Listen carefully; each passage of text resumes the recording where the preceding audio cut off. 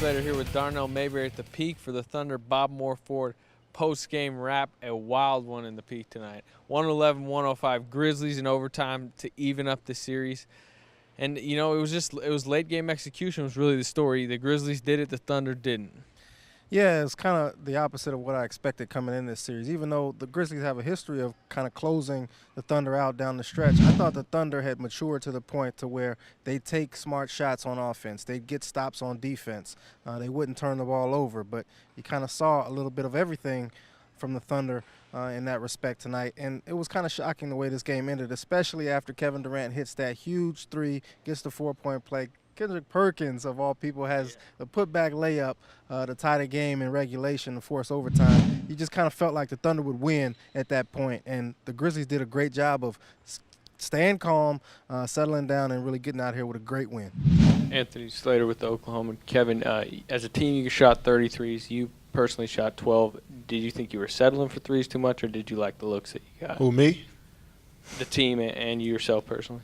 Well, I made 5 of 12, and I think that's a good percentage, if I'm not mistaken. But no, we shot the shots that were open. And, I think we settled for a few, but with all that said, we put ourselves in position to win a basketball game, and they made more plays than we did. So, yes, that's the name of the game. So, we're not panicking at all.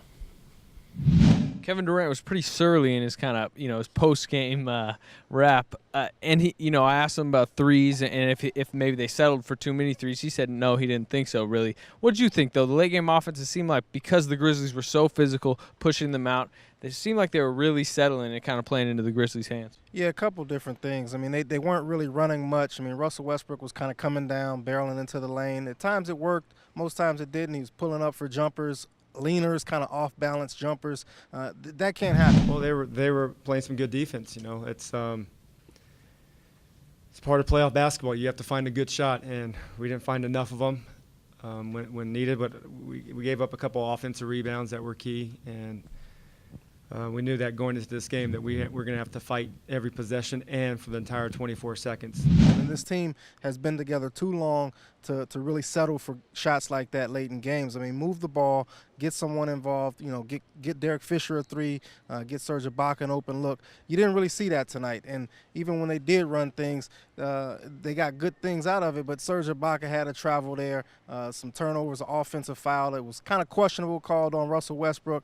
So even when they did run sets, things just didn't work out for him, and it's just not a good finish offensively or defensively. First thing first, Kevin Durant, lead scorer in the league, all-star, probably one of the greatest in the game right now. But it's just a competition at the end of the day, and basically it ain't about me or nothing. It's about, the Grizzlies coming in here, basically playing grit and grind basketball, holding our hats on the defensive end. We got schemes that we try to take advantage of on the defensive end, and all we could do is just hope for the best when he shoot it, as far as making a miss.